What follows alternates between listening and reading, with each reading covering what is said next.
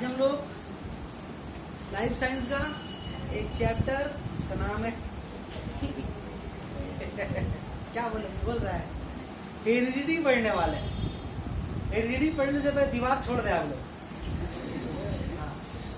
Heredity को उर्दू में बोलते हैं विरासत। विरासत के आम माने होता है, विरासत के आम माने जो हम लोगों का डेली लाइफ में मतलब जो विरासत के आम माने हैं वो जायदाद, प्रॉपर्टी, जो बाप दादा की तरफ से हम लोगों को मिलता है उसको बोलते हैं हम लोग जायदाद, हिस्सा जो भी बोलते हैं, उसकी अच्छी उर्दू में विरासत। जो भी हमको मतलब जैसे दादा लोग कुछ बनाए गए तो दादा का 4 बेटा है, 3 बेटी है, सबको मिला तो थोड़ा हिस्सा हिस्सा। बाप को जब बाप हम बता रहे थे, बाप चले जाते फिर उसके बच्चों को मिलता है हिस्सा, तो उसी को बोलते हैं, आम भाषा में बोलते हैं विरासत। लेकिन साइंस में वो विरासत नहीं है, दूसरा विरासत है। साइंस से विरासत का मतलब ये है, यानी हेरिडिटी का मतलब ये है, इसको चैप्टर में ये पढ़ने वाले हैं हम लोग कि किसी भी जानदार में जो खूबी होती है, जो उसका कैरेक्टरिस्टिक्स होता है, जो उसकी एक खासियत होती है। अब खासियत बहुत तरह की हो सकती है, स्किन का कलर है, बाल का रंग है, हाइट है, बोलना चालना, बहुत सारा इंटरनल और बहुत सारा एक्सटर्नल, बहुत सारा खुसूसियत, बहुत सारा प्रॉपर्टी हो सकता है, बहुत सारा कैरेक्टरिस्टिक्स हो सकता है। ये सारा कैरेक्टरिस्टिक्स कहाँ से आता है हमारे अंदर? पेरेंट्स की तरफ से। पेरेंट्स मतलब माँ बाप की तरफ से। तो हमारे अंदर आपके अंदर जितनी भी खूबियाँ हैं, जितना भी आपका कैरेक्टरिस्टिक्स है, चाहे वो आपका आँख हो, आईब्रो का साइज हो, नाक का सुराख हो, जो भी हो कुछ हो, वो सारा कहाँ से आता है हम लोगों का? हम लोगों के अंदर हम लोगों के पेरेंट्स की तरफ से आता है। इसी को बोलते हैं हेरिडिटी, विरासत। अभी कैसे आता है हम लोग उसके ऊपर डिस्कस करेंगे। अच्छा, ये जो हेरिडिटी जो है, ये पढ़ तो रहे हैं हम लोग अभी, लेकिन हेरिडिटी ऐसा नहीं कि कोई एक नई चीज़ है। मतलब पुराने ज़माने में जब हेरिडिटी का कॉन्सेप्ट दुनिया में नहीं भी आया था तो भी लोग इसके बारे में लोग जानते थे। जब हेरिडिटी क्या चीज़ है, कैसे किसी पेरेंट्स का खूबी उनके बच्चों में ट्रांसफ़र होता है, लोग जब इसके बारे में नहीं भी जानते थे, लेकिन लोगों को इस बात का अंदाज़ा था कि कुछ तो ट्रांसफ़र होता है। इसका सबसे बड़ी मिसाल हम लोग कहाँ मिलती है, जिसका आज भी थोड़ा बहुत रिवाज कायम है। कहाँ? जब लोग शादी ब्याह का मौका आता है तो, जब शादी ब्याह का मौका आता है तो खान वाले अंसारी में नहीं करेंगे, अंसारी वाले हम कुरैशी में नहीं करेंगे, होता है ना। शेख वाले हम शेख में करेंगे, ऐसा होता है ना। बड़े होता है कि लोग बिहार के लोगों से नहीं करते हैं, लोग यूपी वालों से नहीं करते हैं, ऐसा होता है। कभी नोटिस किया आप लोग ऐसा? जात का बहुत पकड़ होता है। पेपर के उठा के देखिए, मशीन पे उठा के देखिए, क्या लिखा रहता है, फलाना लड़की ढिगाना लड़की, ये उम्र ये जात का होना चाहिए। हाँ, तो कास्ट बहुत इंपॉर्टेंट, जिस हम लोग कम्युनिटी से बिलोंग करते हैं, ये एक बहुत इंपॉर्टेंट फैक्टर है। ये ऐसा नहीं कि अभी के ज़माने में हम ऐसा बोल रहे हैं ऐसा होता है। अभी तो थोड़ा कम हो गया है, पहले बहुत ज़्यादा होता था। पहले तो लोग जात से बाहर शादी करते, जात से बाहर शादी करते, एकदम समझ लेते, बहुत बड़ा क्राइम समझते थे। आज भी गाँव में सब चीज़ है, हिंदुओं में ज़्यादा है कि कास्ट के बाद शादी करेगा तो बहुत, हम लोगों को अगर हो भी जाता है कि हम लोगों को भी वो चीज़ है, अभी भी है, लेकिन पहले ज़्यादा था। क्यों ऐसा लोग पहले के लोग सोचते थे? तो उनको पता था ये बात, कैसे होता वो नहीं पता। ये पता था कि ऐसे भी आपको एक पहले आपको आम मिसाल बात समझा पहले कि किसी भी एक कम्युनिटी से कोई अगर आदमी बिलोंग करता है, जैसे मान लीजिए कोई कुरैशी है, या मान लीजिए कोई अंसारी है, या कोई शेख है, तो सबका रहन सहन ना, सबका तौर तरीका अलग अलग है, बिल्कुल अलग है। अगर किसी कुरैशी का तौर तरीका वहाँ पर साथ में रहेगी, आप 1.5 महीना 2 महीना, तो लोग ऐसा होता है, तो लोग ऐसा होता है, हम लोग तो नहीं चलता, ऐसा होता है कि नहीं होता। थोड़ा सा चल रही है अंसारियों में तो उनका एक तो अलग रहन सहन, अगर भागलपुर चले गए तो वहाँ के लोगों का अलग तरह का रहन सहन है। तो मतलब तो लोग क्या करते थे ना कि तो दूसरी कम्युनिटी में इसलिए नहीं करते थे कि एडजस्टमेंट करने में बहुत मुश्किल होता है, एडजस्ट करने में बहुत। अगर किसी का आदमी नहीं में शादी हो गया, किसी लड़के का शादी हो गया, आपको आप एक नॉर्मल एक मिसाल बताया, लोग क्या सोच करते थे। मान लीजिए किसी का है कि मोहर्रम मलिदा बनता है, ठीक है, चलता हूँ। अब किसी का मुहर्रम में रोड बनता है, अब मलेरिया का शादी रोड वाले यहाँ हो गया, और रोड बनाने नहीं आ रहा, सास गरम उसके ऊपर काम आप कहाँ से आके भेजी से वहाँ से आके भेजी खाना में मलेरिया चलता था, मुहर्रम का रोड चलना तो नहीं बनेगा ना। ये तो छोटा मिसाल थी, मतलब कपड़ा से लेके रहन सहन, रस्म रिवाज, शादी ब्याह का तरीका सब कुछ डिफरेंट होता है, अलग अलग कम्युनिटी में, अलग अलग कास्ट। कुछ ही लोग क्या कहते थे यार झमेला पालते नहीं। देख भाई, ये भैया हम बिहारी, हम नहीं है बिहारी, बता रहे से हम बिहारी है, हम बिहार में करेंगे, टेंशन फ्री। जो रस्म मेरा को रस्म उसका भी हो, जो रहने का तरीका मेरा का और तरीका उसका भी होगा, जो मेरा खान पान का तरीका मेरा को खान पान का तरीका उसका भी होगा, एडजस्टमेंट ही करना होगा। बात समझ आ रही है। और अगर उल्टा पुल्टा जगह हो गया, अब मान लीजिए कौन सारी शादी कर लीजिए, उसके साथ ये परेशान हो गया, अब लोग चरबी चूड़ी गलाओ बसा, अब उसका आदत नहीं है ना, आदत नहीं है। अब जो कर रहा शुरू से उसको खुशबू ठीक लग रहा, खुशबू लग रहा, लेकिन जो यार उसको भाई लगता है तो कहा जगह बोलेगी हमसे नहीं हो रहा, तो कादे के शादी की इस तरह का प्रॉब्लम होता है। तो लोग क्या करते थे पुराने जमाने में, झमेला पालते नहीं थे। ये तो एक तो अपर जो सरफेस हुआ, अपर जो माने हुआ, लेकिन अंदरूनी बात ये था कि लोग थोड़ा जब भी शादी ब्याह होता है तो लोग खानदान देखते थे, जैसे खानदान दादा कैसा था, परदादा कैसा था, शरीफ था कैसा था, मुल्ला था, मवाली था, शरीफ लोग थे, नमाजी लोग थे, परसगार लोग देखते हैं। मतलब क्या होता, मतलब बोलने का ये खानदान का असर सब जो हम लोग बैठे हैं, जो कुछ हम लोग के अंदर है वो खानदान का असर है। तुम अपने खानदान को रिफ्लेक्ट करोगे तो अपने खानदान को रिफ्लेक्ट करोगे तो अपने खानदान को रिफ्लेक्ट करोगे। बहुत ज़्यादा साइकोलॉजिस्ट होता है, अगर आपसे बात करेगा 1.5 घंटा 2 घंटा तो बोल देगा आप किस गाँव से बिलोंग करते हैं, आपका रहन सहन देख के बोल देगा कि आपका चाल चलन कैसा, आप किस खानदान से, किस कम्युनिटी से बिलोंग करते हैं, आपका चलने फिरने के तरीके से, उठने बैठने के तरीके से। तो वो तो कई डिफरेंट चीज़ें हैं, लेकिन एक खानदान के जैसा हमारे आपके अंदर होता है। तो हमारे जो भी कुछ खूबी आ रही कहाँ से आ रही, पेरेंट्स की तरफ से आ रही है या तो बाप की तरफ से या माँ की तरफ से। अब वो होता है कि ज़्यादा बाप की तरफ से होता है, ज़्यादा कभी माँ की तरफ से होता है, कभी कभी पूरे बाप की तरफ से आता है, कभी माँ की तरफ से नहीं होता है। वो सब चीज़ हम पढ़ेंगे कैसे क्या होता है।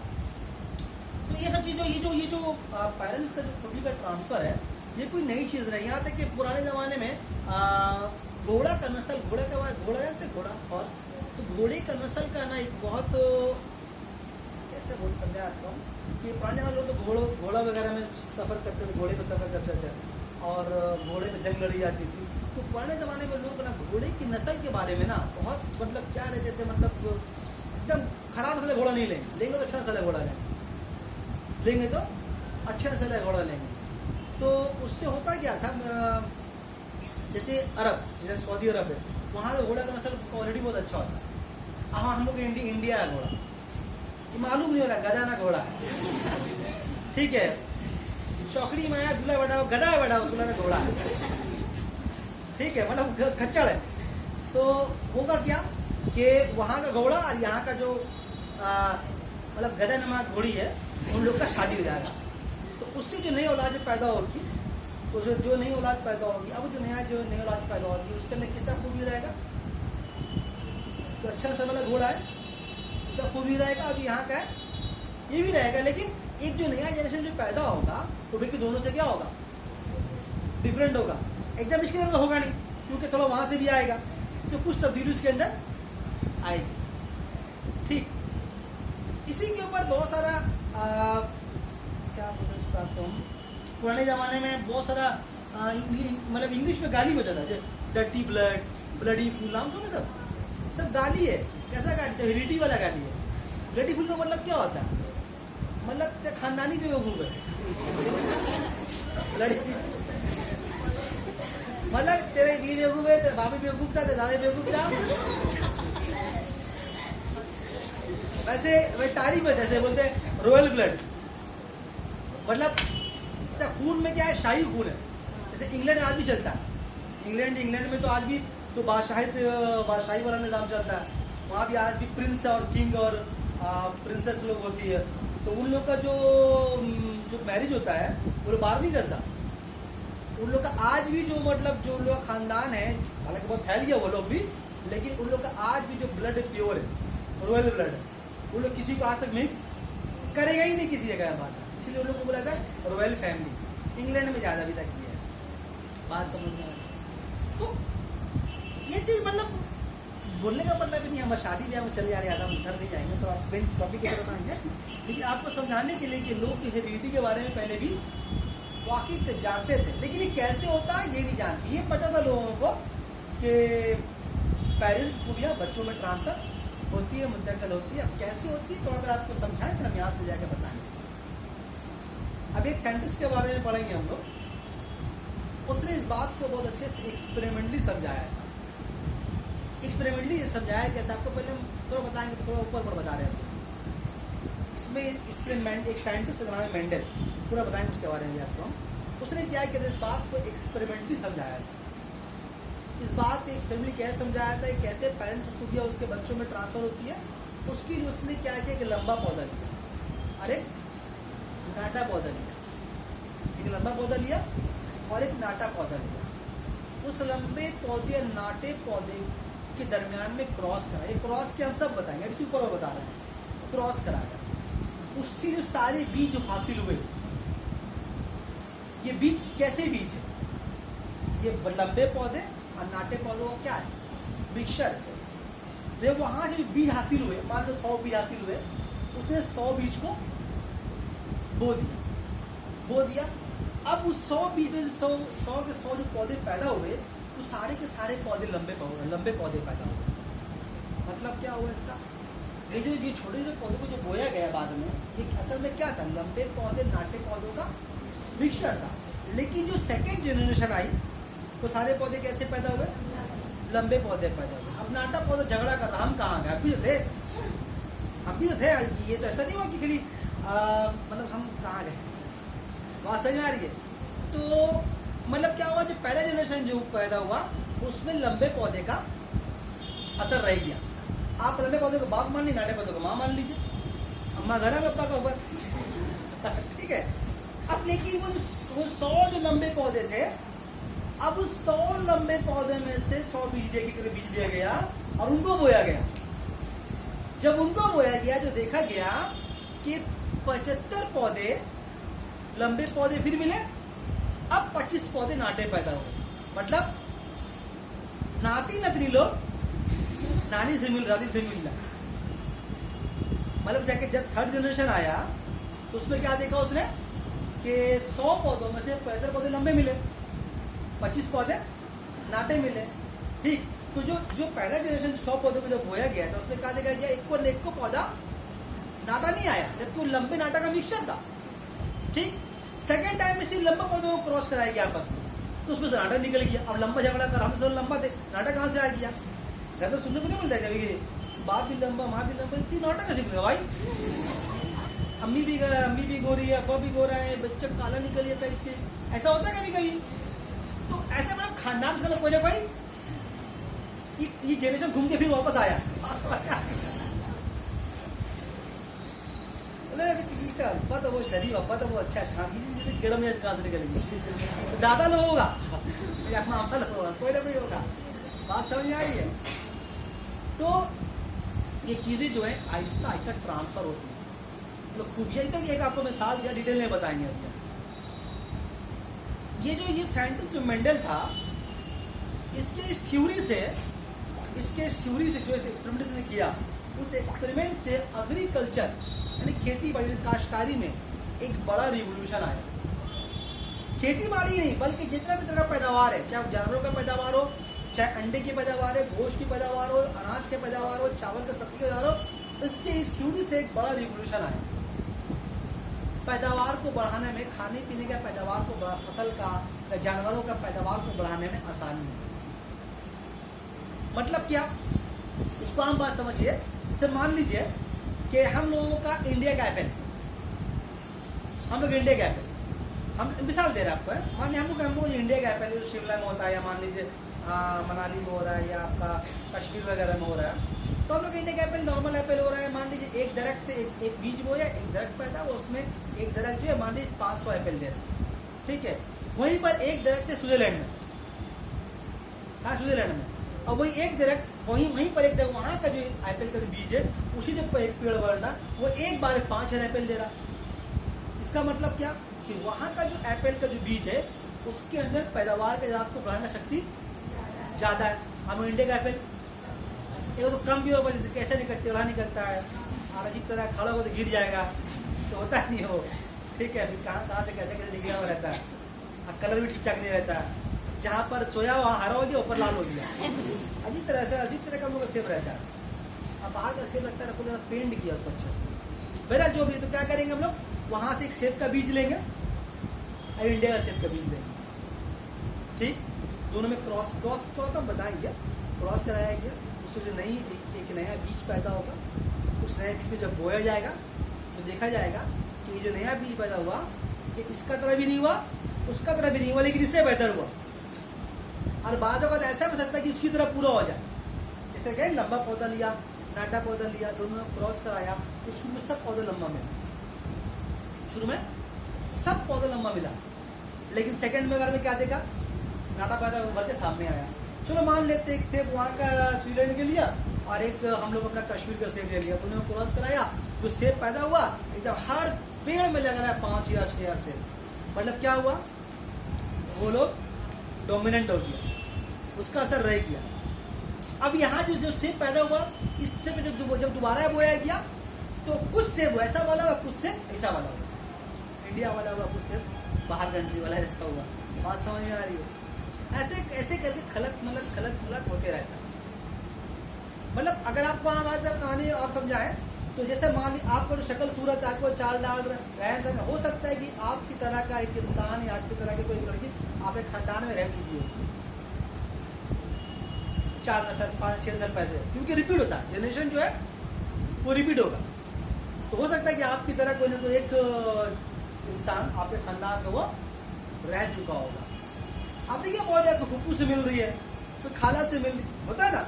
अभी करीब जनरेशन देखिएगा, 2-3 जनरेशन का गैप देखिएगा, आपको मिल जाएगा कि हाँ नाना ही मिल रहा है, दादा ही मिल रहा है, ये अब्बा ही मिल रहा है, खाला ही मिल रही, फुप्पू ही मिल रहा है। ऐसा होता है कि नहीं, बोलो ना भाई, होता है ना। तो सोचो अगर और पिछले एंगल में जितना सिग्नल मिल सकता है, तो जनरेशन जो है अपने आप को बार बार रिपीट करता है, कुछ जनरेशन के बाद होगा। ठीक है, बात समझ में आई?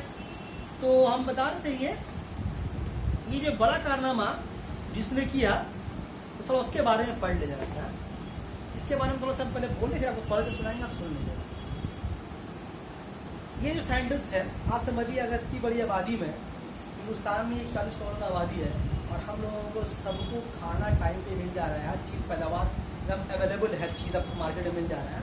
ये अगर सारा चीज मतलब जिसमें सबसे बड़ा रोल जिसका है वही साइंटिस्ट का, कि पूरे लोग जो खाना खा रहे हैं आसानी के साथ, उसका रोल सबसे बड़ा रोल उसमें किसका है, इसी साइंटिस्ट का।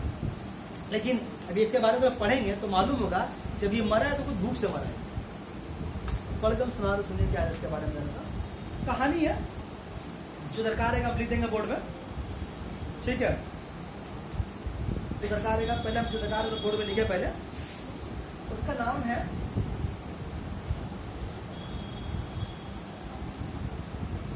ग्रिगोर, अभी लिखिएगा, जो बोलेगा तो लिखिएगा, जोहान मेंडल। जॉन मेंडल, इसको फादर ऑफ हेरेडी भी कहा जाता है।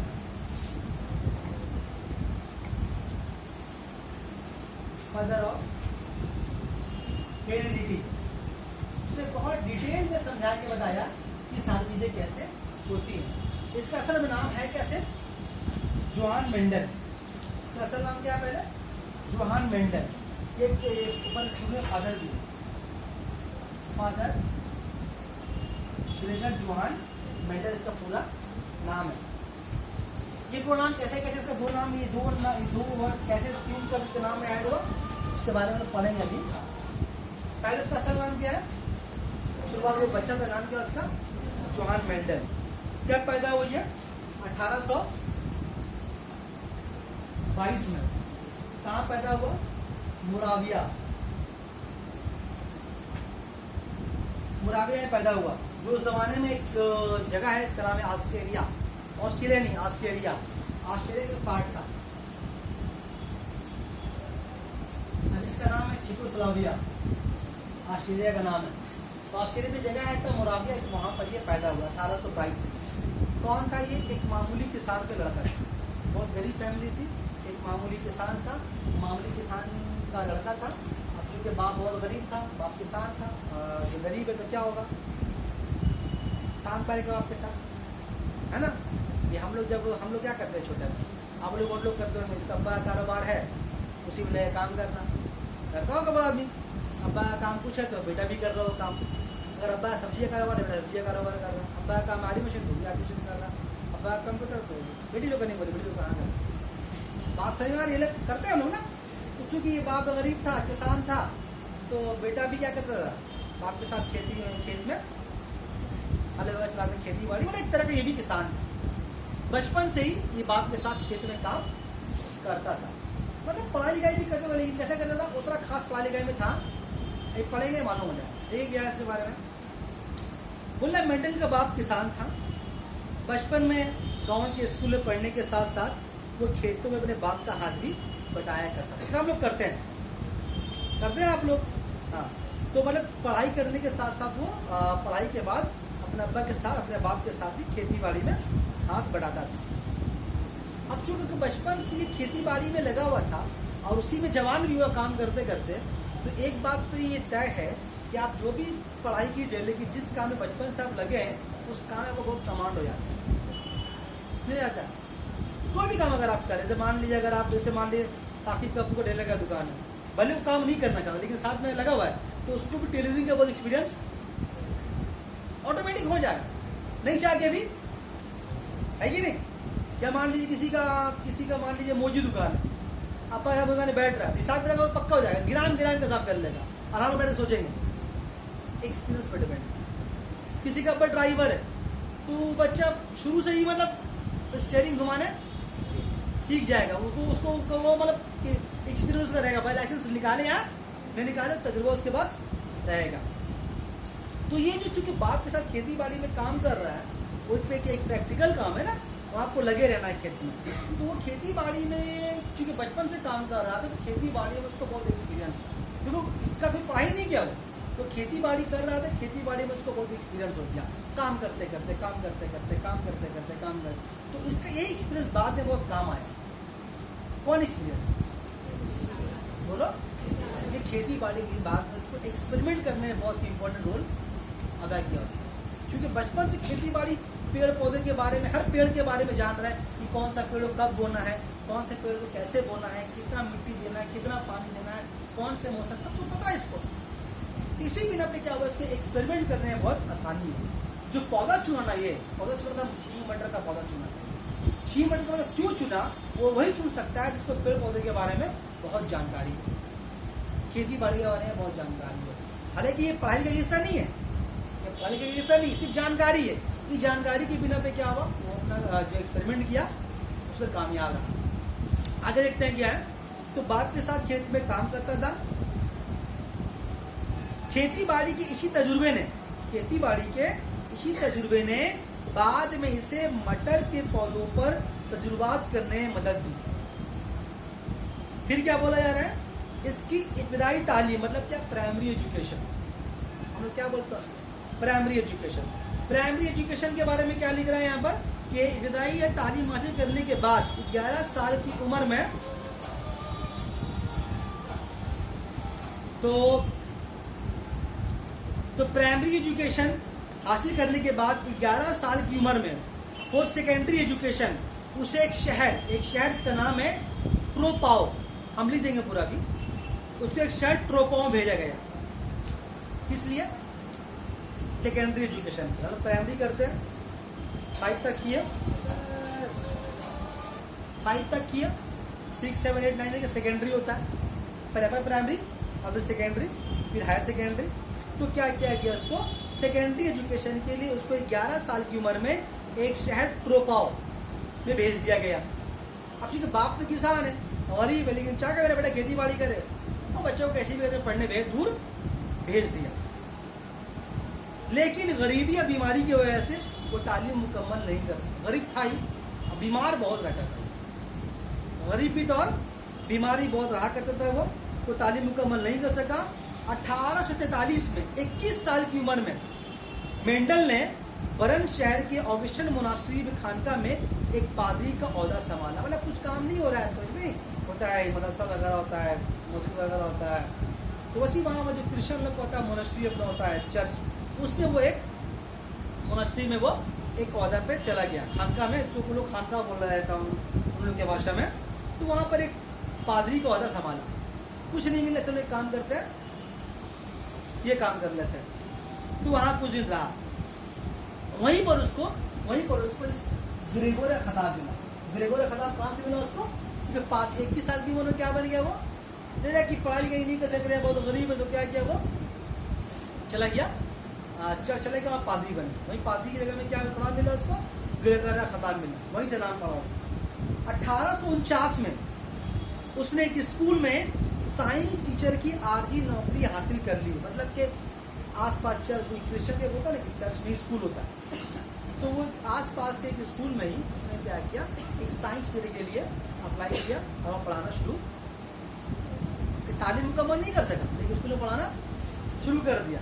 लेकिन स्कूल का अपना एक सिस्टम होता है कि अगर आप तालीम में आपका अच्छे, आपका डिग्री है तो आप पढ़ा सकते हैं, वरना पढ़ा नहीं सकते। तो क्या किया, स्कूल निकाल दिया, बोला आप एग्जाम दीजिए, पास करके आके फिर पढ़ाइए। एग्जाम देने गया, फिर फेल हो, फिर भगा दिया गया, फिर आया, फिर फेल हो। लेकिन चूंकि उसका पढ़ाने का अंदाज बहुत अच्छा था, जो जो जो जो पढ़ा था सब्जेक्ट, खेती बाड़ी का जो पढ़ा था सब्जेक्ट साइंस का, उसमें उसकी एक्सपीरियंस बहुत था, उसको अच्छे से एक्सप्लेन कर सकता था। तो उसका पढ़ाने के अंदाज के बारे में मजबूरन उसको रख लिया गया, ठीक है भैया तो पढ़ाया, ठीक है। तो 18, लेकिन चूंकि उसके पास कोई तालीमी सनद नहीं थी, इसलिए 1850 में वो वियना यूनिवर्सिटी में तालीम हासिल करने के लिए दाखिला लिया, लेकिन वो इम्तहान पास नहीं कर सका और वापस बर्न लौट आया। 1853 में उसने एक बार फिर कोशिश की, लेकिन फिर वो स्कूल सर्टिफिकेट हासिल नहीं कर सका। सनद ना होने के बावजूद भी, डिग्री ना होने के बावजूद भी, उसके पढ़ाने के अच्छे ढंग की वजह से स्कूल में पढ़ाने की इजाजत उसको मिल गई और 14 साल तक वहीं पर पढ़ाता रहा।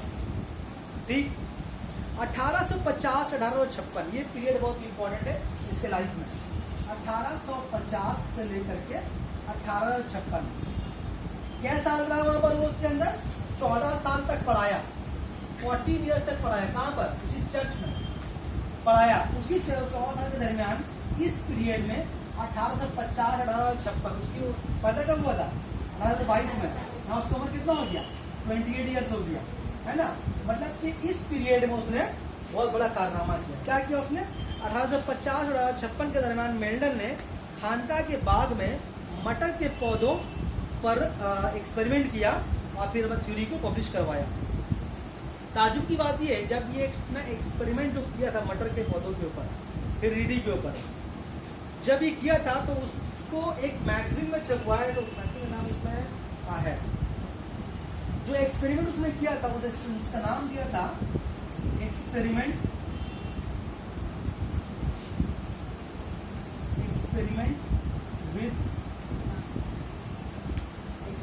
With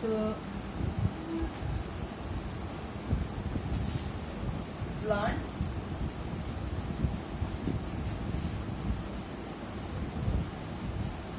hybridisation. अपना जो एक्सपेरिमेंट उसने किया था उस मतलब के चर्च के गार्डन में, क्या साल में, क्या हुआ 6 साल के अंदर, तो अपने पूरे एक्सपेरिमेंट के पेपर में लिख करके, एक पेपर में नोट्स पर सब लोग फाइल बनाते नहीं है, इस तरह बना करके हेडिंग क्या लिखा, एक्सपेरिमेंट विथ प्लांट हाइब्रिडाइजेशन। इस नाम से अपने टॉपिक को, अपने मतलब जो उसका रिसर्च है उसको, उस जमाने का एक मैगजीन था, उस मैगजीन का नाम है natural history society. Natural history society. उस मैगजीन में उसने अपना ये जर्नल को पब्लिश करवाया, मतलब अपना एक्सपेरिमेंट पब्लिश करवाया। लेकिन चूंकि ये मेंडल उतना कोई नामी आदमी था नहीं, गरीब का लड़का था, डिग्री भी था उसके पास, नॉर्मली खानके में पढ़ा रहा है, कई बार गया एग्जाम पास करने, फिर फेल हो गया, तो मजबूरी में उसको पढ़ाने दे दिया गया। तो मतलब उतना कुछ एक बड़ा फेस था नहीं जहाँ पर रहता था वो, लेकिन एक्सपेरिमेंट किया अपना वो, करने के बाद अपना वो पूरे एक्सपेरिमेंट को एक बड़े मैगजीन में छपवाया, एक मैगजीन में छपाया जो उस जमाने में था, नेचुरल हिस्ट्री सोसाइटी। लेकिन इसके इस एक्सपेरिमेंट को कोई पढ़ा नहीं। क्यों नहीं पढ़ा? एक आम आदमी ने, अभी आप कुछ लिख के पेपर को दे दो, पढ़ेगा आपका एमएलए को पढ़ेगा। जब कुछ हो जाएंगे हम, जब कुछ इन्हें को जाने की, तब मेरा क्या लिख दिया इन्होंने, लॉ पढ़ते हैं। अगर कुछ नहीं है तो तुम्हारा जिंदगी बनिएगा। एक तो उस तरह से ये कोई बड़ा आदमी था नहीं, गरीब भी था, उसका डिग्री भी नहीं था, नाम भी तो नहीं था, तो अपने एक एक्सपेरिमेंट को छपवाया इस मैगजीन में। ये छपने के 36 साल तक, टिल 36 ईयर्स वो जिंदा रहा, लेकिन 36 साल तक इसके इस एक्सपेरिमेंट में किसी का नजर नहीं थी, कोई पढ़ा ही नहीं इसको। मतलब इतना बड़ा एक्सपेरिमेंट करके गया था, 36 साल, काफी बड़ा मतलब होता है। इसके लिखने के चीजें तो जिंदा भी रहा, लेकिन उसके ऊपर किसी का नजर गया ही नहीं। फिर मर गया। मर जाने के आफ्टर 14 ईयर्स, इसके मर जाने के फिर आफ्टर 14 ईयर्स, जब दुनिया इसकी तलाश कर रही थी कि कैसे पेरेंट्स गोलियां उनके बच्चों में ट्रांसफर होती है, जब रिसर्च करेगी दुनिया, तो उस वक्त देखा गया कि एक साइंटिस्ट से गुजर चुका है, आज से 50 साल पहले ये काम करके जा चुका है। मेरी बात समझ आ रही है? मतलब वो एक्सपेरिमेंट दिया 56 के दरमियान, छपवाया मैगजीन में, उसके बाद 36 जिंदा भी रहा वो, और ऐसा जिंदा रहा है कि जब वो मरा है तो भूख की हालत में मरा, और बीच में मरने से कुछ साल पहले वो अंधा भी हो गया था, भूख से ही मरा। और मरने के 14 साल के बाद इसके एक्सपेरिमेंट लोगों की नजर हुई। समझ आई? ये वो जमाना था जब लोग जीन के बारे में वाकिफ नहीं थे, जब लोग डीएनए के बारे में लोग वाकिफ, डीएनए जीन आने से, क्रोमोसोम के पता होने से मालूम होता है कि कैसे खुबियां ट्रांसफर होती है। चलो पढ़ा, क्रॉसिंग ओवर, लाइफ साइंस से पढ़ा, लेकिन ये चीजें उस जमाने में थी नहीं। तब भी उस जमाने में मेंडल इतना बड़ा काम करके रखा था, तो जीन के बारे में मेंडल जानता नहीं था, उसके दौर तक जीन का डिस्कवरी नहीं हुआ। आप लोग अगर आप याद करें तो जीन का डिस्कवरी कब 1888 में हुआ था, अगर आपको याद है तो। वर्षन डिस्कवर किया था 1888 में, लिखाया था, ये लिखा है कि नहीं पता नहीं, लेकिन लिखाया था। तो जब ये एक्सपेरिमेंट कर रहा था तो जीन का डिस्कवरी, तो जानता नहीं था जीन किसको बोलते हैं। उस जमाने में ये वो बताया कि कैसे खुबियां ट्रांसफर होती है, और अपने एक्सपेरिमेंट करने के बाद एक पेपर छपाया, इसका नजर नहीं गया, आम आदमी था, लेकिन एक 36 जिंदा भी रहा, किसी का